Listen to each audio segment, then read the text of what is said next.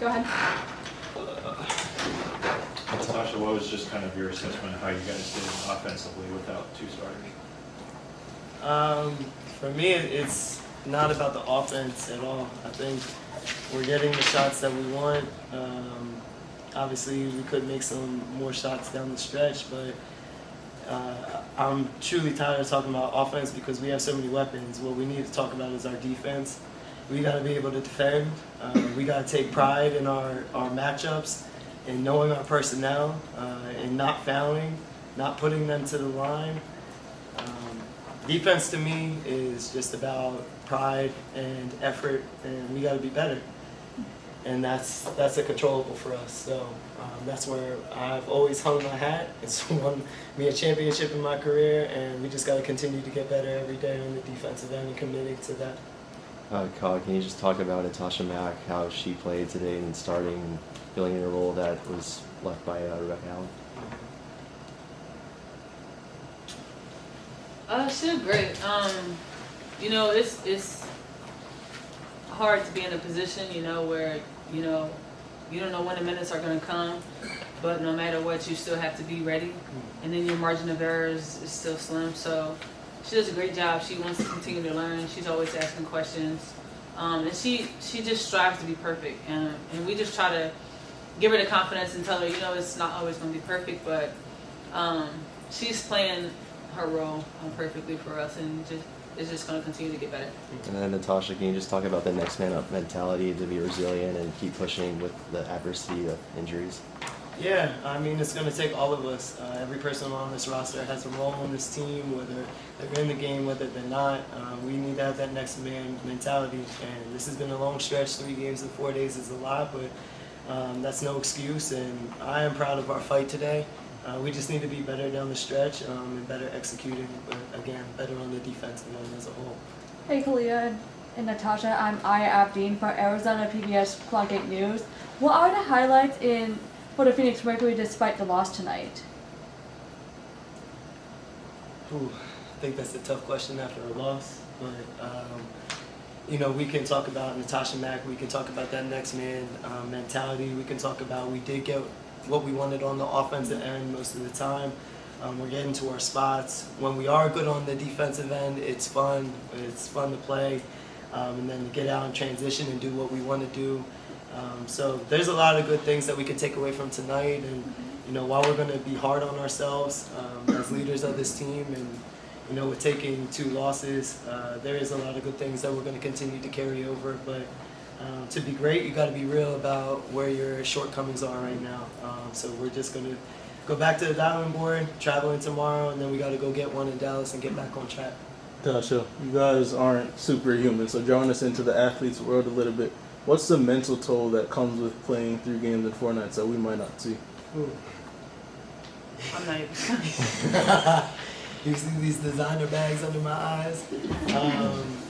It's a lot. I jokingly said coming in today that this is the adult version of AAU basketball. You know, when we were kids, we would play 3 games in one day and we'd be exhausted. I feel the same way right now. Granted, I hope that moving forward, we make a decision to just extend a few weeks of the season, especially during an Olympic year. It just protects players mentally, emotionally, physically, all those things. We have a game yesterday at noon. We get a little bit of rest, and then we're back at it again today. The tolls that it takes on your body, we're playing 30-plus minutes. That's a lot. So you're not going to hear any complaints for us. We still had to show up today. We got 40 minutes in us every single night, but it does definitely take a toll mentally, emotionally, and physically on our bodies. You're halfway through the season, 20 games in. 19. Just being nifty. 19. Overall, how would you grade this team based on where you're at? I'm not big into grades. I don't know about you. Yeah, I was going to say whatever Tosh said, so. I'm just not big into grades. I think you can be real about certain things that you need to fix, but also understanding that this is, while there might be some of the core, this is still a brand new team that came together at the beginning of the season. We've been doing a great job.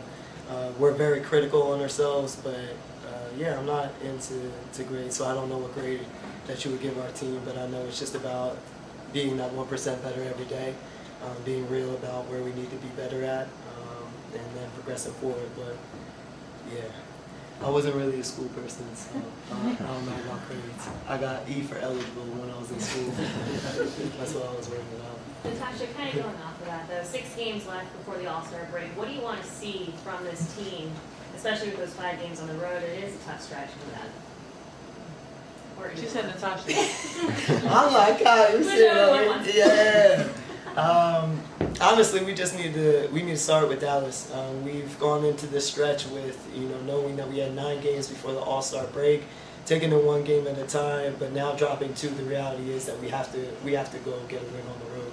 And I think it's a challenge to us. It's a challenge to this team that we need to be better on the road. We need to be able to pack our road warriors in our suitcases. We got to go get one. That's just the reality of it. But we want to feel good going into All-Star. We want to try to get above 500 before the All-Star, and that's really important to us. So we're going to regroup. We're going to get some sleep and some rest tonight and tomorrow on our travel day, and then the same dogs are going to come into that Dallas game. We go into every game thinking that we're going to win. We go into every game having each other's backs, and I think that's the most important thing. Our chemistry is never going to falter. The culture in our locker room is never going to falter. We still have all the belief in this team, and we're going to make this push before All-Star break. So then Kyle, I'll ask you, mentally, emotionally, where are you at right now? Coming off back-to-back losses, 6 games before the All-Star break, and you're going to Paris to play in your first Olympics. So where are you at right now? I'm fine. I'm blessed for this to be my job. I wake up every day and I get paid to play. I'm surrounded by a great group. Shout out to Tosh. Whew. I mean, it's tough. You want to be able to bring it every single night. You want to finish with the win every night. That's just who we are as competitors and as players. So it's tough, but at the end of the day, you just got to keep rolling with the punches, putting one foot in front of the other every single day. And like we said, the locker room, our culture and our locker room hasn't changed. We don't get too high or we don't get too low. Even when we take some losses that hurt, but I think we're fine. We're going to be fine. We'll do one more. From the defensive side, Tosh, when you look at, you're talking about, but the coach talked about mixing up the defense and playing some zone, obviously 3 games in 4 days, but I mean, you guys forced quite a few shot clock violations on them tonight. When you guys are mixing up the defense, what does that do for you on the court? Honestly, it gives us a little bit of an advantage to be able to go into our 2 zone. It's been really good for us in spurts. Just to throw a different look at the team, They had to go and call a timeout after getting a few stops, a few possessions, then we're switching it again, back to man. So whatever they just prepared in that timeout, we're throwing a different wrench into it. So the versatility that we have to be able to do both is going to play into our favor, especially with 3 games in 4 days where, okay, we might need a few possessions to just gather our breath again in the zone, but it was good for us. We'll go back to it, but when it comes down to the stretch, we really just got to be able to guard in our 5 and take pride in that. Sorry, actual last one, Michael. It's just, Ka and Tosh, if you guys have some thoughts on this, you two are long time considered 2 of the best defensive players in the league.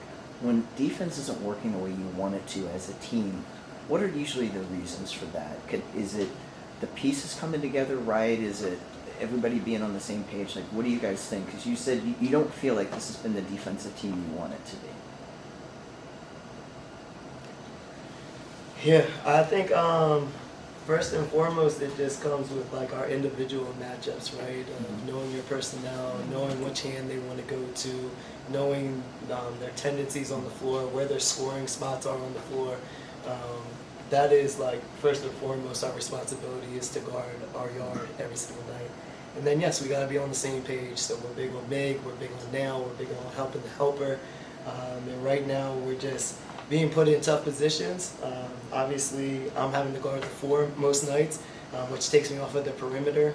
So we're having to just battle, and that's just what it is. That next mentality up, we're gonna have to figure it out. So back to the drawing board with the coaches, a lot more film. I think we don't talk about enough, like this has been the first week that we've actually had practice.